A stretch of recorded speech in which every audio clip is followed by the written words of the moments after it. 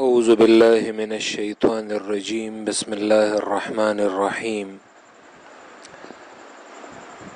With کثیر من اہل الکتاب لو یردونکم من بعد ایمانکم کفارا حسدا من عند انفسهم من بعد ما تبین لهم الحق فاعفوا واصفحوا حتى یأتی اللہ بامرہ ان اللہ علی کل شیء قدیر واقیموا الصلاة وآتوا الزکاة وما تقدموا لانفسکم من خیر تجدوه عند اللہ ان اللہ بما تعملون بصیر۔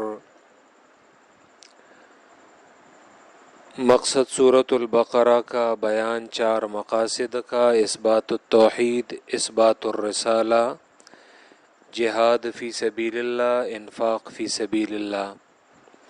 سورت چار حصوں پر مشتمل ہے۔ یہ پہلا حصہ آیت نمبر 96 جو 3 ابواب پر مشتمل تھا، اور پہلے حصے میں مضمون تھا اثبات التوحید، یہ ثابت کرنا کہ اللہ اپنی ذات اور اپنی صفات میں یکتا اور تنہا ہے۔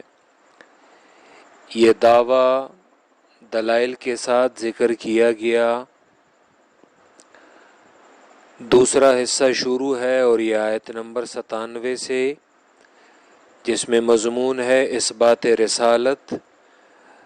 رسالت کو یوں ثابت کیا گیا ہے کہ رسالت پر وارد ہونے والے اعتراضات 9 اعتراضات کے جوابات دیے گئے ہیں۔ یہاں تک ہم نے یہ 5 اعتراضات پڑھے ہیں۔ پہلا اعتراض وہ جبریل کے آنے پر تھا کہ آپ کے پاس وحی لانے والا فرشتہ جبریل ہے، ہم آپ کو اس لیے نہیں مانتے کہ آپ کے پاس وحی جبریل لاتا ہے، اور اگر کوئی دوسرا فرشتہ آپ کے پاس وحی لاتا ہوتا تو ہم آپ کو ضرور مانتے۔ یہ اعتراض آپ پر بھی کیا جائے گا کہ تم نے فلاں استاد سے قرآن پڑھا ہے، اگر فلاں استاد کی بجائے تم نے فلاں سے سبق پڑھا ہوتا تو ہم تمہیں مان لیتے۔ تو رسول اللہ کا جواب تھا کہ جبریل کے ساتھ دشمنی کی کوئی اور وجہ نہیں ہے، وجہ یہ ہے کہ وہ قرآن لایا ہے۔ تمہارا بھی یہ جواب ہوگا کہ میرے استاد کے ساتھ تمہارا کون سا جائیداد کا تنازعہ ہے، لیکن چونکہ اس نے مجھے قرآن پڑھایا ہے تو اسی وجہ سے وہ تمہاری آنکھ کا کانٹا ہے، تمہاری آنکھوں میں کٹکتا ہے، اسی وجہ سے تم اعتراض کرتے ہو۔ دوسرا اعتراض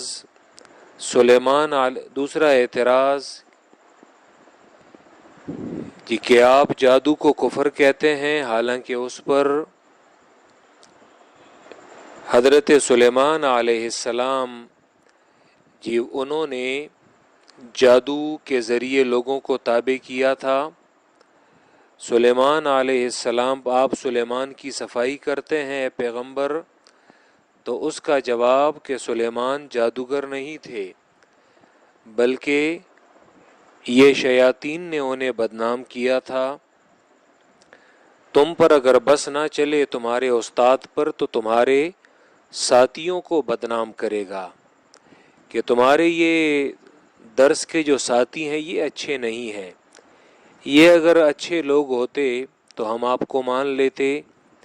تو اس کا جواب کہ میرے ساتھیوں میں کوئی مسئلہ نہیں ہے، بلکہ یہ شیطانوں نے انہیں بدنام کیا ہے۔ تیسرا اعتراض، آپ جادو کو کفر کہتے ہیں، حالانکہ اس پر تو فرشتے آئے تھے۔ اس کے 2 جوابات دیے گئے۔ ایک جواب بطور تسلیم کہ چلو فرشتے ہاروت اور ماروت یہ جادو کے کلمات انہوں نے سکھائے تھے، لیکن جس مقصد کے لیے تم کہتے ہو جادو کی نیت سے نہیں سکھائے تھے، بلکہ انہوں نے جادو اور معجزہ کے درمیان فرق بتانے کے لیے یا لوگوں کو منع کرنے کے لیے کہ یہ جادو کے کلمات ہیں ان پر عمل نہ کریں، اور دوسری بات سرے سے وہ لائے ہی نہیں تھے، یہ تم لوگ انہیں بدنام کر رہے ہو۔ چوتھا اعتراض آیت نمبر 104 میں کہ آپ ہمیں اچھے الفاظ سے منع کرتے ہیں، یا محمد کہنے میں کیا برائی ہے؟ کتنے بڑے بڑے علماء کی کتابوں میں یہ کلمات لکھے ہیں، یہ اگر برے کلمات ہوتے تو وہ نہ لکھتے، اور یا علی کہنے میں کیا برائی ہے، اور یا رسول اللہ کہنے میں کیا برائی ہے، درود تاج کہنے میں کیا گناہ ہے، درود لکی اور درود تنجینا اس میں کیا برائی ہے؟ تو تمہارا جواب کہ ان کلمات سے اجتناب کریں کہ جس میں شرک کی بو ہو، بے ادبی کے کلمات ہوں، کہ ان سے اجتناب کریں۔ درود تاج میں تو باقاعدہ شرکیہ کلمات ہیں، دافع البلاء والوباء والقحط والمرض والالم، رسول اللہ کے لیے وہ صفات بیان کی گئی ہیں جو اللہ کی صفات ہیں۔ یا محمد، یا تم کس لیے کہتے ہو؟ نحوہ میں تو ہم کہتے ہیں کہ یا یہ قائم مقام ہے ادعو کے، تو مطلب یہ کہ میں پکارتا ہوں محمد کو۔ تم اگر یا حسین کہتے ہو تو یا تو قائم مقام ہے ادعو فعل کے، تو مطلب یہ کہ میں پکارتا ہوں حسین کو، تو اس کے شرک ہونے میں کیا شک ہے؟ اور اگر شرک ہے بھی نہیں تو ان کلمات کے کہنے میں بے ادبی ہے۔ یہ بے ادبی ہے یا محمد، قرآن میں اللہ نے اپنے پیغمبر کو نہیں کہا، کیوں کہتے ہو؟ پانچواں اعتراض، آپ اپنے دین میں خود مضطرب اور پریشان ہیں، آج ایک بات کہتے ہیں تو کل دوسری بات، تو آپ کا جواب کہ میں اللہ کے حکم کا تابع ہوں، جو اللہ مجھے کہتے ہیں تو میں اسی کا۔ اسی طرح یہ اعتراض آپ پر بھی کریں گے کہ کل کو تو تم یہ بات کرتے تھے اور آج یہ فلاں بات کر رہے ہو۔ تمہارا جواب کہ کل میں نے لا علمی کی بنیاد پر ایک بات کی تھی، کہ آج مجھے اس بات کی حقیقت کا پتہ چل گیا، میں کوئی یہودی تو نہیں ہوں کہ بس وہی غلط بات پہ ڈٹا رہوں گا۔ جی کل تک میں ایک چیز کو اچھا سمجھ رہا تھا کہ آج مجھ پر اس کے بدعت ہونے کی حقیقت واضح ہو گئی، تو آج میں اسے بدعت کہہ رہا ہوں۔ کل تک میں اسے ثواب کا کام سمجھ رہا تھا، لیکن آج اس کا پتہ چلا کہ وہ کام بدعت تھا۔ اسی طرح تم پر بھی یہ اعتراض کریں گے کہ کل تک تو تم فلاں روایت کو ٹھیک قرار دے رہے تھے، تو میں نے کب کہا تھا کہ میں عالم الغیب ہوں اور میرے پاس غیب کا علم ہے؟ میں کل تک ایک روایت کو ٹھیک سمجھ رہا تھا میں اپنی علم کے مطابق، آج مجھے اس کی حقیقت کا پتہ چلا کہ یہ وہ روایت وہ ٹھیک نہیں ہے، سندن ٹھیک نہیں ہے، قرآن کے خلاف ہے، تو آج اس سے میں رجوع کر رہا ہوں۔ میں کوئی یہودی تو نہیں ہوں کہ بالکل وہی بات پہ ڈٹا رہوں گا۔ اسی طرح اللہ کے پیغمبر پہ بھی یہ نسخہ میں اعتراض کرتے تھے۔ پھر ادب دیا گیا ایمان والوں کو کہ ادب سیکھیں اور اللہ کے پیغمبر سے بے ادبی کے سوالات نہ کریں۔ یہ آیت نمبر 107 میں، یہ اب اس آیت میں تیقظ دیا جاتا ہے ایمان والوں کو۔ تیقظ ضا کے ساتھ ہے۔ تیقظ کہتے ہیں بیدار رہنے کو، کہ ایک بندہ غافل نہ بنے۔ ایمان والوں کو تیقظ دیا جا رہا ہے کہ مومن جو ہے وہ بیدار رہیں اور وہ غافل نہ بنے۔ تمہارا کیا خیال ہے کہ اہل کتاب، یہ جو دنیا پرست مولوی ہیں، یہ یاد رکھیں، یہ قرآن مجید میں یہ لفظ اہل کتاب، یہ آج کے دور میں جو دنیا پرست مولوی ہیں تو یہ انہی کی صفت ہے، یہ آج کے دور میں اس کا مصداق وہی ہے۔ میں نے اس سے پہلے بھی بار بار آپ لوگوں کو بتایا ہے کہ شاہ ولی اللہ رحمۃ اللہ علیہ وہ الفوظ الکبیر میں وہ جب علم المخاصمہ پر بحث کرتے ہیں تو یہودیوں کے تحت وہ کہتے ہیں کہ اگر میں خواہی کہ نمونۂ یہود را میں بینی، کیونکہ الفوظ الکبیر فارسی میں ہے اصلاً، کہ اگر میں خواہی کہ نمونۂ یہود را میں بینی بی بی علماء سورہ، کہ اگر یہ آج کے زمانے میں یہودیوں کا نمونہ دیکھنا چاہتے ہو تو آج کے دور میں علماء سو کو دیکھو، وہ جو ناکارہ مولوی ہیں ان کو دیکھو، کہ آج وہی صفات ان ناکارہ مولویوں میں موجود ہیں۔ تو یہ ناکارہ مولوی ہمیشہ یہ چاہیں گے کہ وہ تمہیں ایمان سے کفر کی طرف لوٹا دیں۔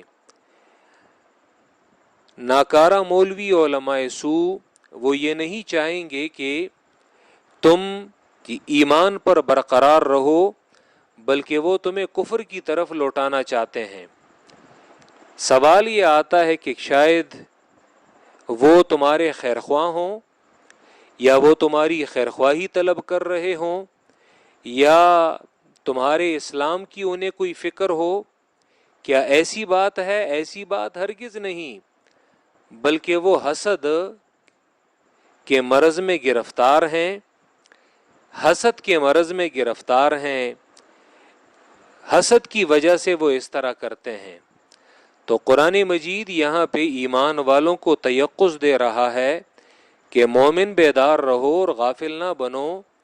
یہ جو دشمنان دین ہیں تو یہ چاہتے ہیں کہ تمہیں ایمان سے کفر کی جانب وہ پھیر دیں۔ وَدَّ كَثِيرٌ مِّنْ أَهْلِ الْكِتَابِ لَوْ يَرُدُّونَكُم مِّن بَعْدِ إِيمَانِكُمْ كُفَّارًا۔ یہ ہم سورۃ البقرہ آیت نمبر 109 پڑھ رہے ہیں۔ وَدَّ كَثِيرٌ مِّنْ أَهْلِ الْكِتَابِ، یہ چاہتے ہیں کہ بہت سے من اہل الکتاب، اہل کتاب میں سے، اہل کتاب میں سے بہت یہ چاہتے ہیں، لو یردونکم من بعد ایمانکم کفارا، لو یہ تمنا کے لیے بھی آتا ہے، یہاں پہ تمنائیہ ہے، لو یردونکم یہ کہ کاش کہ وہ لوٹا دیں تمہیں، من بعد ایمانکم تمہارے ایمان کے بعد، کفارن کفر کی جانب، کہ کاش کہ وہ تمہیں تمہارے ایمان کی بعد کفر کی جانب وہ لوٹا دیں۔ کہ کیا انہیں تمہارے اسلام کی کوئی فکر ہے؟ کیا وہ تمہارے کوئی خیر خواہ ہیں؟ یا وہ چاہتے ہیں کہ ان لوگوں کی جو خیر خواہی ہے وہ یہ کفر میں ہے؟ کیا وہ یہ چاہتے ہیں؟ حسدن، حسد کی وجہ سے، اور یہ مفعول لہو ہے، مفعول لہو ہے وہ ودہ کے لیے۔ وہ یہ کیوں چاہتے ہیں؟ حسدن، حسد کی وجہ سے، تمہارا یہ دین پر چلنا، تمہارا یہ ایمان پر چلنا، یہ اس سے ہضم نہیں ہوتا۔ حسدن، حسد کی وجہ سے، من عند انفسہم، شاید کوئی کہے کہ یہ حسد جو، یہ حسد پر یہ لوگ ڈٹے ہوئے ہیں اور یہ حسد میں مبتلا ہیں، شاید اسلام کی ناسمجھی کی وجہ سے، شاید اسلام کے بارے میں انہیں کچھ غلط فہمیاں ہوں۔ نہیں، من عند انفسہم، کہ ان کے نفسوں کی وجہ سے، یہ حسد جو ہے یہ ان کے نفسوں کی وجہ سے، نفس ان کا حسد اور بغض سے بھرا ہوا ہے۔ کیا اسلام کے بارے میں انہیں کوئی غلط فہمی ہے؟ نہیں، بلکہ یہ حق انہیں واضح ہو چکا ہے۔ من بعد ما تبین لہم الحق، بعد اس کے کہ ظاہر ہو چکا ہے انہیں حق، حق انہیں ظاہر ہو چکا ہے، لیکن اس کے باوجود وہ حسد کی وجہ سے تمہارا ایمان ان سے ہضم نہیں ہوتا، اور وہ چاہتے ہیں کہ تمہیں کفر کی طرف لوٹا دیں۔ فاعفوا واصفحوا، قرآن تمہیں غیرت سکھاتا ہے۔ فاعفوا واصفحوا، دراصل یہ انہیں نظر انداز کرنا ہے، یعنی مطلب یہ کہ وہ اس طرح کرتے ہیں کہ ان دنیا پرست مولویوں اور پیروں کا تمہارے ساتھ یہ طرز عمل ہے، تو تم کیا کرو؟ تم یہ کرو کہ انہیں بالکل نظر انداز کر دو، یعنی انہیں کوئی توجہ اور اہمیت ہی نہ دو۔ فاعفو تو دور کر دو، تو ہٹا دو، عفوا عام طور پہ تو لوگ مانا کرتے ہیں معاف کر دو، یہاں پہ عفوا اصل میں دور کرنے کو، ہٹانے کو کہتے ہیں، تو ہٹا دو یہ دل سے ان کی محبت، یہ اپنے دل سے ان کی محبت جو ہے وہ ہٹا دو۔ عفوا اس کا تعلق دل کے ساتھ ہے، اور صفحہ اس کا تعلق ظاہری اعراض کے ساتھ ہے، تو ہٹا دو دل سے ان کی محبت، وصفحو یہ اور ظاہری اعراض بھی کر لو، ان سے منہ موڑ لو، مطلب یہ حاصل کلام یہ کہ ان کو نظر انداز کر دو، انہیں کوئی اہمیت نہ دو، انہیں کوئی توجہ نہ دو۔ دنیا پرس مولوی اور دنیا پرس پیر وہ نہیں چاہیں گے کہ تم اندھیروں سے نکل آؤ، تمہیں قرآن کیا کہتا ہے کہ الجھو نہیں ان کے ساتھ، بلکہ دل سے ان کی محبت جو ہے وہ دور کر دو، اور ظاہری اعراض بھی ان سے یہ تم کر لو۔ حتی یأتی اللہ بامرہ یہاں تک کہ یہ آ جائے اللہ بامرہ اپنے عذاب کے ساتھ، یہ اپنے عذاب کے ساتھ وہ آ جائے۔ اس دور میں اس سے مراد جہاد کا حکم تھا کہ اللہ کا حکم آ جائے، اور پھر اللہ نے اپنے پیغمبر کو جہاد کا حکم دیا۔ جی اسی طرح آج کے دور میں دشمنان دین اس کے الجھو نہیں، بلکہ ان سے اعراض کرو، یہاں تک کہ آ جائے اللہ اپنے فیصلے کے ساتھ، اپنے عذاب کے ساتھ، یعنی اللہ ان کی تدبیروں سے واقف ہے، اور اللہ ان کی کارستانیوں سے واقف ہے۔ تمہارے دشمنوں کو اللہ دیکھے گا، تم اپنا کام جو ہے وہ کرتے رہو، اپنے ایمان پر ڈٹے رہو، یہ الجھنے میں جھگڑنے میں تمہارا اپنا نقصان ہے۔ ان اللہ علی کل شیء قدیر بے شک اللہ ہر ایک چیز پر قدرت والا ہے۔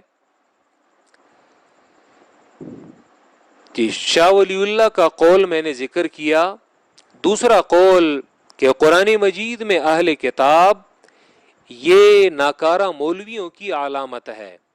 سفیان ابن عیینہ کل کے درس میں بھی میں نے اس کا حوالہ جو ہے وہ ذکر کیا تھا، آیت نمبر 101 میں سفیان ابن عیینہ وہ کہتے ہیں من فسد من علمائنا ففیہ شبہ من الیہود، ہماری امت کے جو لوگ ہمارے علماء میں سے یہ ان کے اخلاق بگڑ گئے، ان کے تیور بگڑ گئے، تو ان میں یہود کے جراثیم آئے ہیں، ان میں یہود کی مشابہت ہے۔ ومن فسد من عبادنا، اور جو ہمارے پیروں میں سے گمراہ ہو گئے، ففیہ شبہ من النصارى، تو ان میں نصارہ کی مشابہت ہے۔ علماء سو کبھی یہ نہیں چاہتے کہ ایک امی شخص وہ قرآن مجید کا ترجمہ سیکھے۔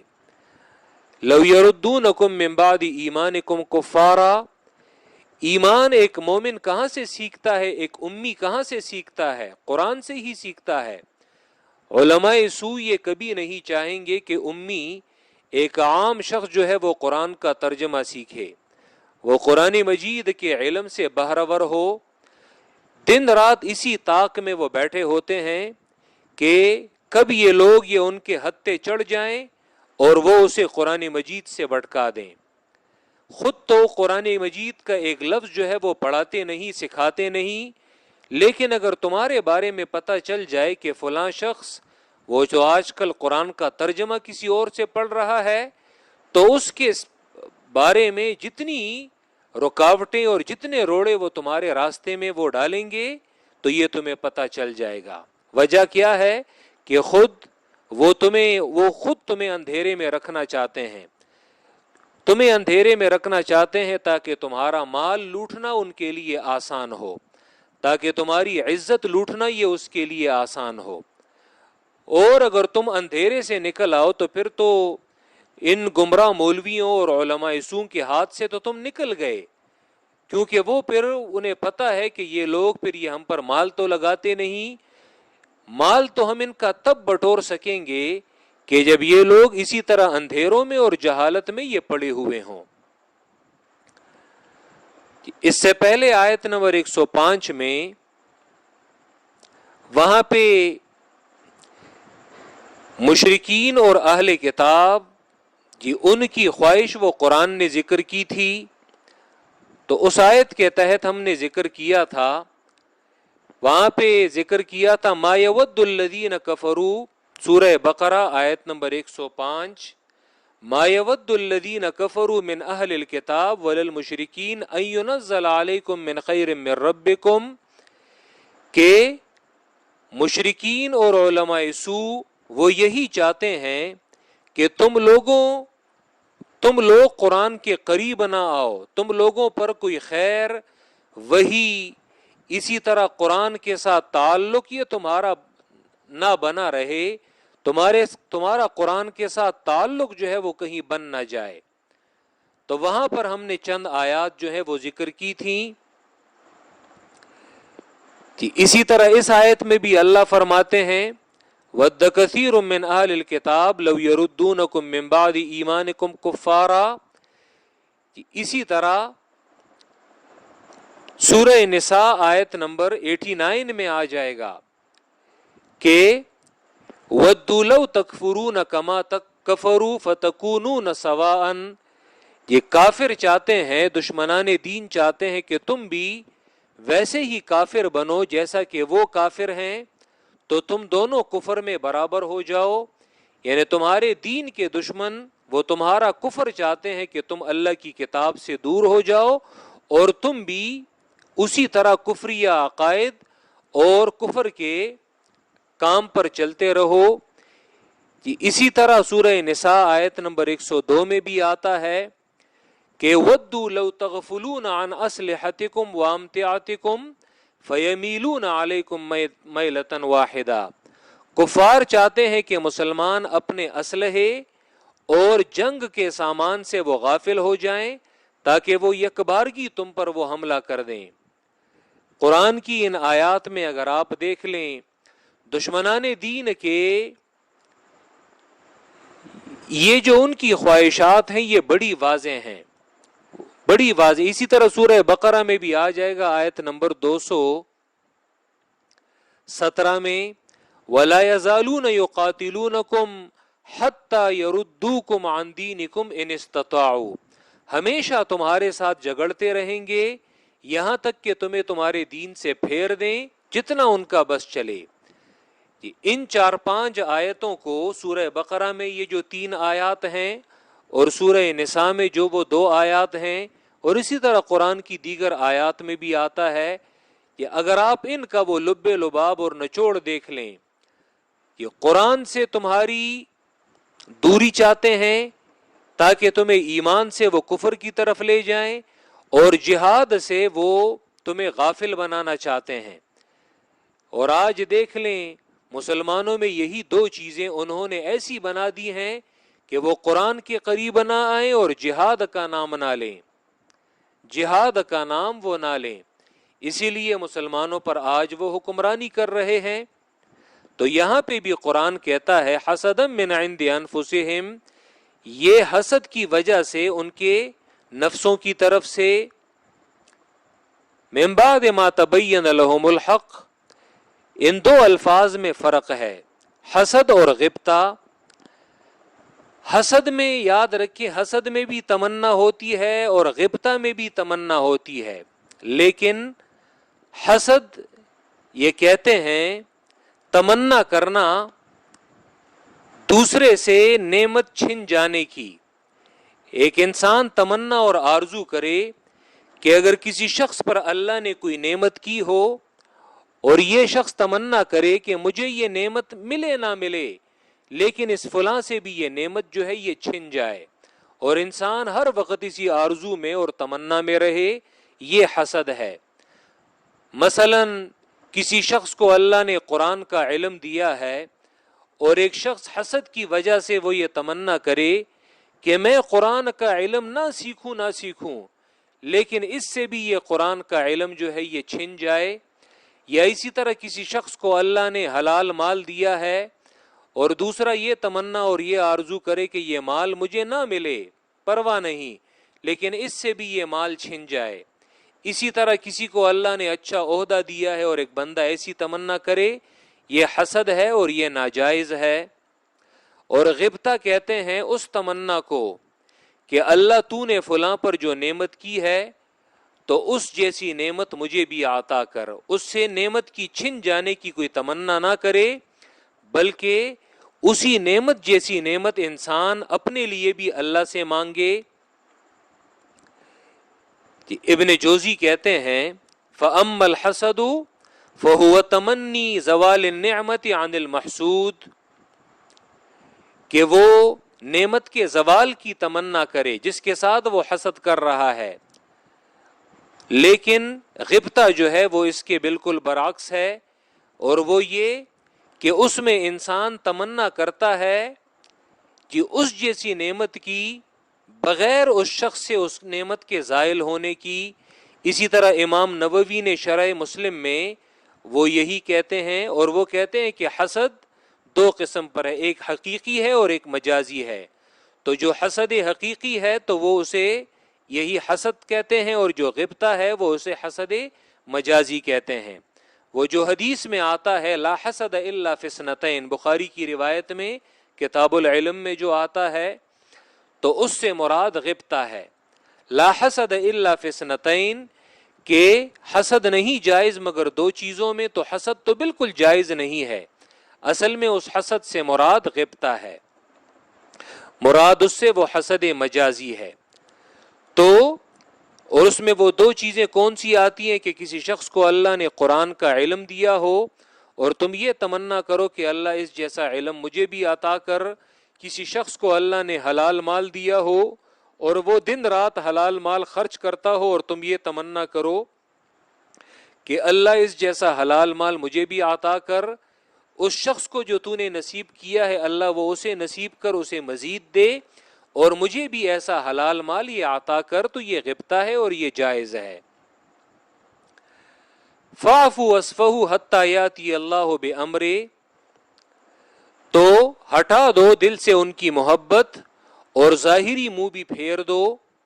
یعنی مطلب یہ کہ علماء سو کہ انہیں تمہارا توحید کے عقیدے کو ماننا، قرآن کے لیے بیٹھنا یہ انہیں گوارا نہیں ہے، تو تم بھی دل سے ان کی محبت کو دور کر دو. ان سے محبت نہ کرو، ظاہری اعراض بھی کرو، یعنی ان کے قریب وہ نہ جاؤ، ان کے قریب وہ نہ جاؤ. وَأَقِیمُوا الصَّلَاةَ وَآتُوا الزَّکَاةَ، اب اس آیت میں امور مصلحہ للتثبت ذکر کیے جا رہے ہیں. یہ امور مصلحہ یہ قرآن میں کبھی ہم ذکر کرتے ہیں للتثبت، اور کبھی ہم ذکر کرتے ہیں الدافعۃ من العذاب، کبھی عذاب کو دفع کرنے کے لیے، اور کبھی للتثبت ہے. یہاں پر یہ امور مصلحہ یہ للتثبت ہیں. مخالفین کے اعتراضات وہ شروع ہیں، تو مخالفین کے اعتراضات کی وجہ سے قرآن کے مبلغ پر کبھی گھبراہٹ جو ہے وہ طاری ہو جاتی ہے. تو قرآن درمیان میں ایسے امور وہ لے آتا ہے کہ جو مبلغ کے لیے اللہ سے رابطے اور ثابت قدمی کا باعث بنے. یعنی وہ اگر ان کاموں کو انجام دے تو اس سے اس کا دل وہ ڈٹا رہتا ہے اور ثابت قدم رہتا ہے. کہ ابو داؤد کی روایت میں آتا ہے حذیفہ ابن الیمان رضی اللہ تعالیٰ عنہ کی، اگرچہ یہ روایت اس میں ضعف بھی ہے، کہ اللہ کے پیغمبر اذا حزبہ امر صلی، رسول اکرم صلی اللہ علیہ وسلم جب بھی انہیں کوئی اہم کام جو ہے وہ پیش آتا تو وہ نماز کی طرف وہ متوجہ ہوتے. اسی طرح رسول اکرم صلی اللہ علیہ وسلم نے گزشتہ پیغمبروں میں سے ایک پیغمبر کے بارے میں فرمایا کہ وہ فلاں پیغمبر جو ہے وہ نماز کی طرف اٹھا. وَكَانُوا إِذَا فَزِعُوا إِلَى الصَّلَاةِ، کہ جب بھی ان پر کوئی گھبراہٹ آتی تو وہ فوراً وہ نماز کی طرف لپک جاتے. ابن کثیر وہ کہتے ہیں فَإِنَّ الصَّلَاةَ مِنْ أَكْبَرِ الْعَوْنِ عَلَى الثُّبَاتِ فِي الْأَمْرِ، دین پر ڈٹ جانے میں نماز کا ایک بہت اہم کردار ہے. اسی لیے اس آیت میں مبلغ کو تعلیم دی گئی ہے کہ ایسے وقت میں جب مخالفین کے اعتراضات شروع ہوں، جب تم پر زیادہ سختی آ جائے تو رونے دھونے سے کچھ نہیں ہوتا بلکہ اللہ کی طرف توجہ، اسی سے تمہارا دل جو ہے وہ بندہ رہے گا اور تمہارا دل وہ ڈٹا رہے گا۔ نماز کی طرف توجہ ہو جاؤ، مال لگاؤ اللہ کی رضا کے لیے، ذکر الہی کی جو ہے وہ کثرت کیا کرو۔ لیکن اگر ایک مبلغ وہ ان اعمال سے بالکل تہی دامن ہے تو یاد رکھیے پھر اس کے لیے ڈٹنا وہ مشکل ہو جاتا ہے۔ وَأَقِیمُوا الصَّلَاةَ وَآتُوا الزَّکَاةَ، اور جاری کرو نماز کو، اقامت الصلاۃ بمانے جاری کرنا، جیسا کہ شاہ ولی اللہ کے حوالے سے ہم نے سورت کے آغاز میں ذکر کیا تھا، وَيُقِیمُونَ الصَّلَاةَ، شاہ ولی اللہ مانا کرتے ہیں اور نماز جاری کرو، وَأَقِیمُوا الصَّلَاةَ، اور نماز جاری کرو، وَآتُوا الزَّکَاةَ، اور زکوٰۃ دو، وَمَا تُقَدِّمُوا لِأَنفُسِکُم مِّن خَیْرٍ، کہ اور وہ کام، آگے یہ ماں کی وضاحت من خیرن سے آتی ہے، اور وہ بھلائی، وہ خیر کا کام، تقدموا لانفسکم، کہ جو تم آگے بھیجو، لانفسکم اپنے فائدے کے لیے، من خیرن کوئی بھی نیکی، کوئی بھی بھلائی، یعنی تم کوئی بھی نیکی اور کوئی بھی بھلائی وہ اپنے لیے آگے بھیجو، تجدو عند اللہ، تو پاؤ گے اس کا اجر، تجدوہ، حالانکہ اس چیز کو تو انسان اللہ کے پاس نہیں پاتا کہ یہی نماز جو ہے وہ تم وہاں پہ پاؤ، بلکہ اس کا اجر پاؤ گے، تجدو اجرہ، تو تم پاؤ گے اس کا اجر عند اللہ، اللہ کے ہاں، ان اللہ بما تعملون بصیر، بے شک اللہ اس پر جو تم عمل کرتے ہو، بصیرن، وہ دیکھنے والا ہے۔ تو ایک تو ہم نے ذکر کیا کہ قرآن مجید میں امور مصلحہ کی عموماً یہ دو اقسام یہ ذکر کی جاتی ہیں، ایک امور مصلحہ للتثبت اور ایک الامور المصلحہ لدفع العذاب، عذاب کو دفع کرنے کے لیے۔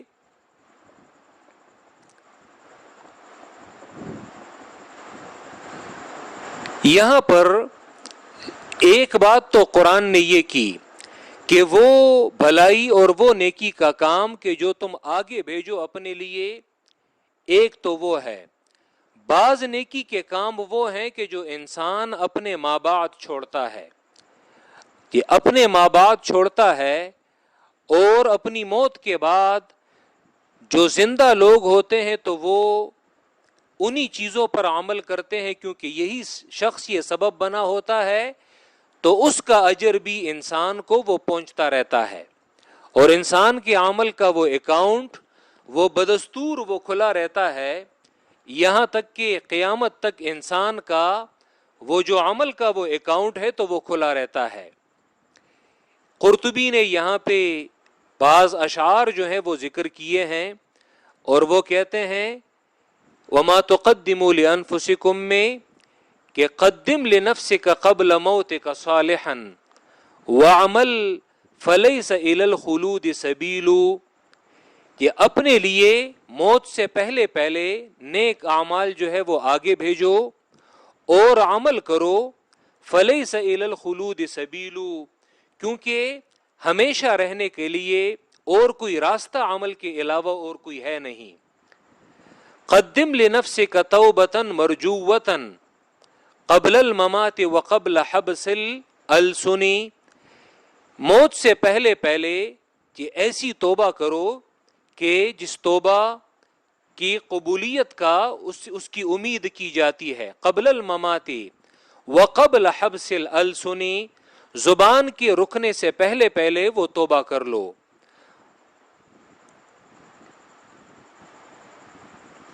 اسی طرح وہ کہتے ہیں ولدت کا اذا ولدت کا امک باکیا والقوم حولک یضحکون سرورا، ایک دوسری جگہ پہ وہ کہتے ہیں کہ تمہیں جب تمہاری ماں نے جب جنا تھا تو لوگ اس وقت تمہارے ارد گرد وہ ہنس رہے تھے، لیکن فَعَمَلْ لِيَوْمٍ تَكُونُ فِيهِ إِذَا بَكَوْا فِي يَوْمِ مَوْتِكَ ضَاحِكًا مَسْرُورًا، لیکن اس دن کے لیے عمل کرو کہ جب تم دنیا سے رخصت ہو رہے ہو تو پھر لوگ وہ رو رہے ہوں اور تم دنیا سے وہ خوشی خوشی یہاں سے وہ چلتے بنو۔ اسی طرح انہوں نے بعض اور اشعار جو ہیں وہ بھی ذکر کیے ہیں کہ استعد بمالک فی حیاتک انما یبقا وراءک مصلح او مفسد، کہ اپنے مال کے ذریعے اپنی زندگی میں ہی آج تیاری کر لو، کیونکہ وجہ یہ کہ تمہارے بعد پتہ نہیں چلتا کہ تمہاری اولاد میں اچھے لوگ وہ تم سے باقی رہتے ہیں یا وہ فساد کرنے والے وہ تم سے باقی رہتے ہیں۔ وَإِذَا تَرَكْتَ لِمُفْسِدٍ لَمْ يُبْقِهِ وَأَخُ الصَّلَاحِ قَلِيلُهُ يَتَزَيَّدُ، تم جب اگر کسی مفسد کے لیے وہ مال چھوڑتے ہو تو یاد رکھو پھر تمہارے ذمے تمہارے حصے میں کوئی چیز وہ نہیں آتی، اور وہ جو نیک لوگ ہوتے ہیں تو وہ نہایت کم ہوتے ہیں، اور اکثر جو ہے وہ دنیا میں وہ فساد کرنے والے ہی وہ باقی ماندہ وہ رہتے ہیں۔ وَإِنِ اسْتَطَعْتَ فَكُلِّ نَفْسِكَ وَارِثًا إِنَّ الْمُوَرِّثَ نَفْسَهُ لَمُسَدَّدُ، کہ اپنے لیے ایسے وارث جو ہے وہ چھوڑو کہ کل کو وہ وارث وہ تمہیں دعائیں دیتے رہیں اور تمہارے کام آئیں۔ اسی طرح مفسرین نے بعض علماء نے یہاں پہ وہ مسئلہ وہ بھی ذکر کیا ہے کہ قرآن مجید تو یہاں پہ کہتا ہے وَمَا تُقَدِّمُوا لِأَنفُسِكُم مِّنْ خَيْرٍ تَجِدُوهُ عِندَ اللَّهِ، کہ وہ جو تم کہ آگے بھیجو اپنے نفسوں کے لیے کوئی نیکی تو پاؤ گے اس کا اجر عند اللہ، اللہ کے ہاں۔ تو آیا ایصال ثواب کہ آیا یہ ہے یا نہیں ہے، یعنی مردوں کو اگر ایک بندہ ثواب پہنچانا چاہے تو آیا اس کا اجر وہ پہنچتا ہے یا نہیں پہنچتا؟ تو یاد رکھیں اس پر تھوڑی سی تشریح وہ ہم یہاں پہ کر لیں گے، زیادہ تشریح انشاءاللہ تعالی وہ آگے آنے والی آیات میں وہ آ جائے گا۔ یا اسی لیے میں جب بھی قرآن مجید کے کسی مضمون کو ذکر کرتا ہوں تو اس میں سے بعض تشریح اس ایک آیت کے تحت کر لیتا ہوں، بعض تشریح دوسرے مقام پر، اور اسی طرح یعنی ایپیسوڈز میں اور اقساط میں اس بحث کو وہ آگے بڑھاتا ہوں۔ ایصال ثواب کی کئی صورتیں ہیں۔ ایک تو یہ کہ ایک شخص زندگی میں ہی عمل کرے خود، اور پھر اس کی موت کے بعد وہ عمل جو ہے وہ باقی رہے، جیسے مثلا وہ حدیث میں آتا ہے اذا مات ابن آدم، بخاری اور مسلم کی روایت ہے، اذا مات ابن آدم انقطع عملہ الا من ثلاث، جب ابن آدم جو ہے وہ مر جاتا ہے تو اس کے اعمال وہ منقطع ہو جاتے ہیں سوائے تین چیزوں کے کہ اس کا اجر وہ موت کے بعد بھی اسے پہنچتا رہتا ہے۔ سب سے پہلے صدقۃ جاریہ، صدقہ جاریہ، انسان نے کوئی کنواں کھدوایا ہے، مسجد بنائی ہے، ہسپتال بنایا ہے، کوئی ایسا ادارہ بنایا ہے کہ جس سے لوگ فائدہ اٹھاتے ہوں، تو ایک تو وہ صدقہ جاریہ۔ صدقہ جاریہ اسے اسی لیے کہتے ہیں کہ اس نے مال لگایا تھا اور وہ جاری رہتا ہے اور اس سے لوگ برابر فائدہ اٹھاتے رہتے ہیں۔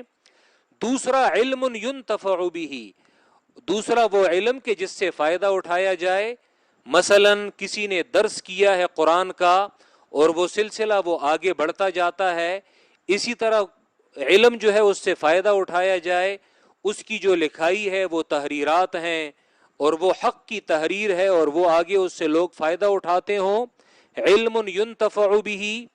اور تیسری ولد صالح يدعو له، اور تیسری وہ نیک اولاد کے جو انسان کے لیے دعائیں جو ہے وہ کرتی رہتی ہے۔ تو یہ عمل تو انسان نے اپنی زندگی میں کیا ہے، کیونکہ یہ اولاد بھی اسی کی وجہ سے انہیں وجود ملا تھا، وہ علم بھی اسی نے پھیلایا تھا، اور صدقہ جاریہ بھی اس نے اپنی زندگی میں وہ خود ہی وہ کیا تھا۔ ایک تو یہ ہے۔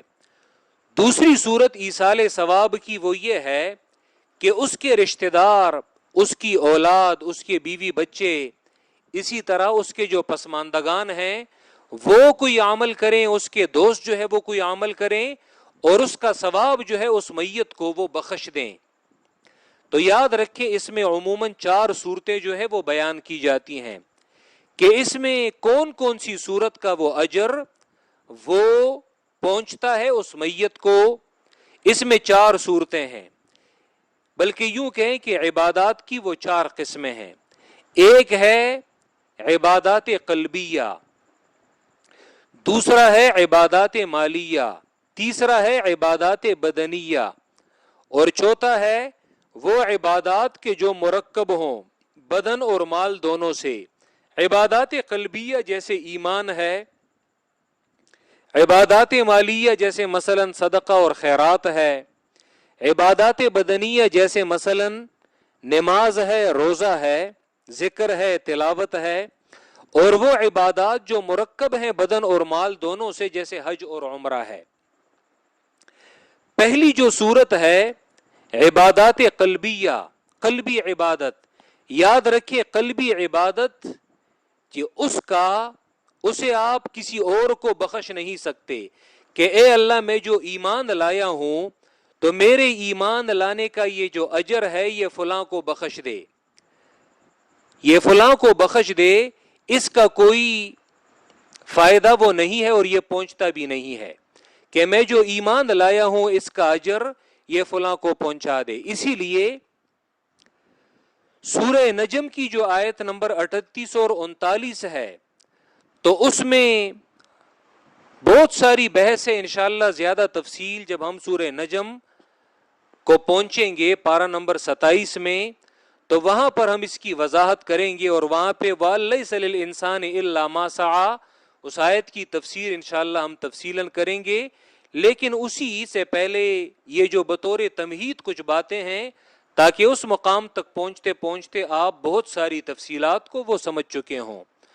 تو اس میں الا ما سعى بعض لوگ اس آیت کو پیش کرتے ہیں کہ نہیں ہے انسان کے لیے مگر وہی چیز کہ جو اس نے کوشش کی ہے، تو بعض لوگ اسے ایصال ثواب کی نفی میں پیش کرتے ہیں کہ اس آیت میں ایصال ثواب کی نفی ہے کہ انسان کے لیے بس صرف وہی کچھ ہے جو اس نے کمایا ہے، جو اس نے کوشش کی ہے، اسی لیے اگر کسی اور کی کوشش ہے تو وہ اس کے لیے کوئی فائدہ نہیں دیتی اور وہ اس کے کوئی کام نہیں آتی۔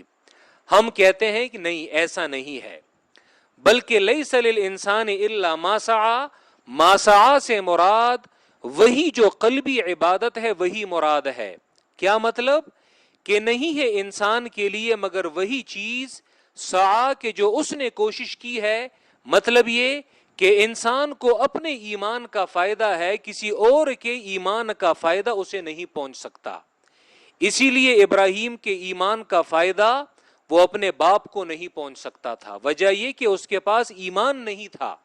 یہاں پہ ما سعی سے مراد وہی جو کوشش ہے، ایمان مراد ہے کہ انسان کے لیے نہیں ہے مگر وہی کوشش جو اس نے کی ہے، مطلب یہ کہ انسان کو اپنا ایمان ہی فائدہ دیتا ہے، کسی اور کا ایمان اسے فائدہ نہیں دیتا۔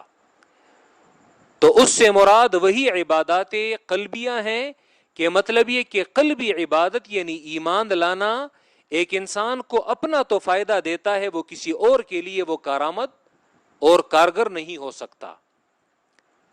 ٹھیک ہے، یہ ایک ہے۔ دوسرا عبادات مالیہ، یاد رکھیں عبادات مالیہ جیسے صدقہ اور خیرات وغیرہ ہیں، اور یہ یاد رکھیں یہ خیرات کا لفظ جو میں استعمال کر رہا ہوں یہ میں اردو اور پشتو والا خیرات کا لفظ استعمال کر رہا ہوں، ورنہ قرآن میں جو لفظ خیرات ہے تو یاد رکھیں اس کا مفہوم وہ بالکل الگ ہے، وہ اعمال صالحہ کو کہا جاتا ہے، اور اعمال صالحہ میں بدنی مالی سب کچھ وہ آ جاتا ہے۔ یہ میں خیرات کا لفظ یہ پشتو اور اردو کے محاورے کے طور پر میں استعمال کر رہا ہوں۔ تو مالی عبادات کے حوالے سے یاد رکھیں صحیح مسلم میں امام مسلم عبداللہ ابن مبارک کا قول ذکر کرتے ہیں، وہ کہتے ہیں عبداللہ ابن مبارک المتوفى 181 ہجری 181، امام ابو حنیفہ کے شاگرد، امیر المومنین فی الحدیث انہیں کہا جاتا ہے، بہت بڑے محدث ہیں۔ ان کا قول انہوں نے ذکر کیا ہے کہ لیس فی الصدقۃ اختلاف، مالی عبادت میں کوئی اختلاف نہیں ہے۔ مثلا آپ کوئی 10 روپے لگاتے ہیں، اس کا ثواب جو ہے وہ اپنے مردے کو بخشتے ہیں، اپنے والد کو بخشتے ہیں، اسی طرح اپنے دیگر اقارب اپنے دوستوں کو بخشتے ہیں کہ جو دنیا سے رخصت ہو چکے ہوں، اس میں کوئی اختلاف نہیں۔ علامہ ابن تیمیہ نے مجموع الفتاوی میں جگہ جگہ اس بات کی طرف اشارہ کیا ہے، وہ کہتے ہیں مثلا 24ویں جلد صفحہ نمبر 366 میں وہ کہتے ہیں فلا نزاع بین علماء السنت والجماعہ فی وصول ثواب العبادات المالیتی، علماء کے درمیان، علماء اہل سنت والجماعت کے درمیان مالی عبادت کے اپنے مردے کو ثواب بخشنے میں کوئی اختلاف نہیں، کوئی اختلاف نہیں۔ جیسے مثلا کوئی شخص وہ صدقہ کرے، اسی طرح کسی غلام کو آزاد کرے، اس پر مال لگائے، بلکہ وہ کہتے ہیں کہ اسی طرح مردے کو دعا، استغفار اور یہ تمام چیزیں، یہ چیزیں بھی پہنچتی ہیں۔ پھر انہوں نے کہا ہے کہ وَتَنَازَعُوا فی وصول الاعمال البدنیہ، علماء کا جو اختلاف ہے تو وہ بدنی اعمال کے ثواب پہنچنے میں ہے، کہ مثلا ایک بندہ نماز پڑھے، نوافل پڑھے، تو آیا اس کا ثواب پہنچتا ہے یا نہیں، تو اس میں علماء کا اختلاف ہے۔ لیکن وہ کہتے ہیں کہ والثواب، اس میں بھی جو درست قول ہے وہ یہی ہے کہ ان الجمیع یصل الیہ، بدنی عبادات جو ہیں اس کا ثواب بھی وہ پہنچتا ہے۔ مثلا ایک بندہ ذکر کرے، تلاوت کرے، نماز پڑھے اور اس کا ثواب اپنے مردوں کو وہ بخش لے۔ اسی طرح حج اور عمرہ وغیرہ ان چیزوں میں، اس میں بھی اتفاق ہے، اور اس میں انشاءاللہ ہم آگے جا کر ایک جگہ پہ یہ بحث کر لیں گے کہ آیا نیابت فی العبادات یہ جائز ہے یا نہیں، یعنی عبادت میں کسی اور کی جگہ جو ہے وہ نماز اگر بندہ پڑھ لے تو آیا یہ ممکن ہے، کسی اور کی جگہ جو ہے وہ روزہ رکھنا یہ ممکن ہے، کسی اور کی جگہ حج اور عمرہ کرنا یہ ممکن ہے۔ انشاءاللہ اس پر وضاحت جو ہے وہ آگے آنے والے دروس میں وہ آ جائے گی۔ ہاں البتہ صرف یہاں پہ جو مختلف روایات سے جن چیزوں کا اجر اور ثواب وہ پہنچتا ہے، امام سیوطی نے ان تمام روایات کو مثلا جمع کر کے ایک جگہ پر انہیں اشعار میں، ایک نظم میں انہوں نے پرویا ہے، اور وہ کہتے ہیں، اور انہوں نے اس شعر کا آغاز بھی اس حدیث کے ان الفاظ کے ساتھ کیا ہے۔ وہ کہتے ہیں اذا مات ابن آدم لیس یجری علیہ من فعال غیر عشری، علوم بثها ودعاء نجل وغرس النخل والصدقات تجری، وراثت مصحف ورباط ثغر وحفر البئر او اجراء نهر، وبيت للغريب بناه يأوي إليه او بناء محل ذكري، وتعليم لقرآن كريم فخذها من احادیثی بحصری۔ وہ کہتے ہیں انسان جب مر جاتا ہے تو احادیث میں یہ چند افعال یہ آتے ہیں کہ اس کا یہ عمل یہ جاری رہتا ہے۔ علوم بثھا، علوم کے جو اس نے پھیلائے تھے، ودعاء نجلی، اور اسی طرح اس کی اولاد کی جو دعائیں ہیں، نیک اولاد کی، وغرس النخل، درختوں کو لگانا، شجرکاری کرنا، درخت لگانا اور اس کا ثواب کسی اور کو بخش دینا، یہ بھی روایات میں آتا ہے۔ والصدقات تجری، اور اسی طرح مال لگانا یہ بھی ہے۔ وراثت مصحف، اپنے پیچھے قرآن چھوڑنا۔ ورباط ثغر، اور اسی طرح سرحدوں کی جو حفاظت ہے وہ چھوڑنا۔ وحفر البئر، کنواں کھدوانا۔ او اجراء نہر، اور اسی طرح ایک نہر جو ہے وہ بنانا، لوگوں کے پانی کا بندوبست کرنا۔ وبیت للغریب، مسافر خانہ جو ہے وہ قائم کرنا کہ مسافر اس میں آتے ہوں۔ او بناء محل ذکری، اور اسی طرح ذکر کی جگہ بنانا یعنی مسجد بنانا۔ وتعلیم لقرآن کریم، اور قرآن کریم کی تعلیم یہ چھوڑنا اپنے ماں بعد۔ فخذها من احادیث بحصری، اور اسی طرح احادیث میں ان 11 چیزوں کو اسی طرح جو ہے وہ ذکر کیا گیا ہے۔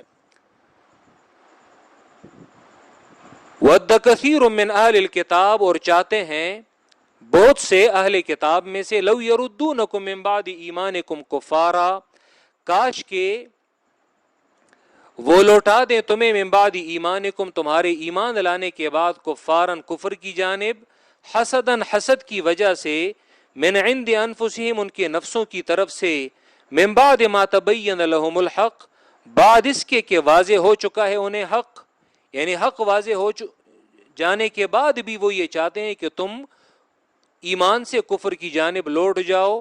فاعفوا واصفحوا، تو ہٹا دو دل سے ان کی محبت اور ظاہری اعراض بھی کرو۔ حتی یاتی اللہ بامرہ، یہاں تک کہ آ جائے اللہ اپنے فیصلے کے ساتھ۔ ان اللہ علی کل شیء قدیر، بے شک اللہ جو ہے وہ ہر ایک چیز پر قدرت والا ہے۔ واقیموا الصلاۃ وآتوا الزکوٰۃ، اور جاری کرو نماز کو اور دو زکوٰۃ. وما تقدموا لانفسکم، قرآن مجید کبھی ایسے کرتا ہے، کبھی ہم کہتے ہیں کہ یہ تخصیص بعد التعمیم ہے. یہاں پر قرآن نے پہلے تخصیص کی ہے، نیکی کے کاموں میں قرآن نے پہلے وہ دو اہم کام وہ ذکر کیے ہیں، صلاۃ اور زکوٰۃ، اور اب آگے تعمیم کرتا ہے. تو یہ بھی بلاغت میں ہے کہ التعمیم بعد التخصیص، کہ تخصیص کے بعد تعمیم وہ قرآن کر رہا ہے. اب یہ تعمیم ہے. وما تقدموا لانفسکم، اور وہ جو تم آگے بھیجو لانفسکم اپنے نفسوں کے فائدے کے لیے، من خیر، کوئی بھلائی کوئی نیکی کا کام، تجدوہ عند اللہ، تو پاؤ گے اس کا اجر عند اللہ، اللہ کے ہاں. ان اللہ بما تعملون بصیر، بے شک اللہ اس پر جو تم عمل کرتے ہو دیکھنے والا ہے. وآخر دعوانا ان الحمد للہ رب العالمین.